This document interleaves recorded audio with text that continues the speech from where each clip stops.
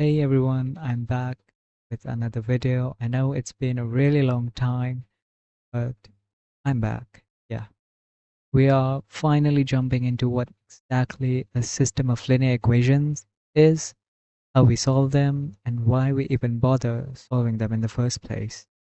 You've probably seen these equations before, the kind where the highest degree of any variable is just 1. That's what makes them linear. And when we have more than one such equation grouped together, we call it a system of linear equations. Now, why should we care? Well, systems like these show up literally everywhere in finance, physics, chemical reactions, and of course in AI and machine learning. In fact, they're one of the main backbones of machine learning and data science. We'll see later in this course just how deep that connection runs.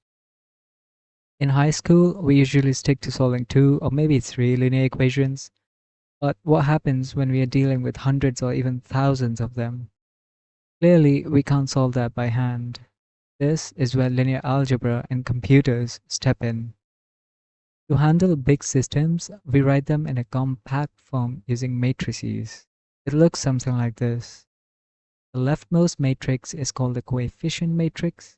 The variables are written as a vector, and the right-hand side is also a vector.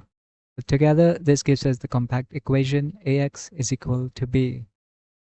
Now, the first question that comes up is, does Ax is equal to b always have a solution? Back in high school, we learned that if two lines intersect, there's a solution.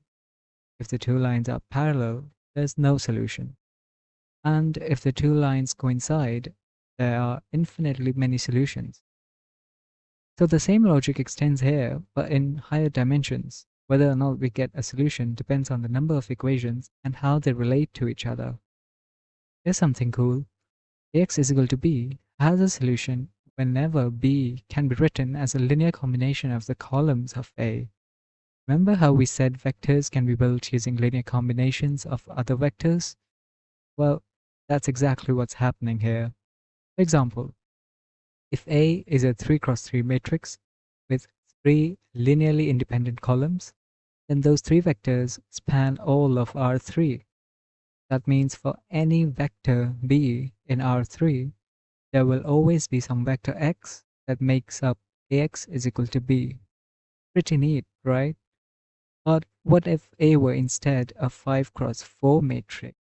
That means we only have 4 vectors in R5. And 4 vectors cannot span all of 5-dimensional space.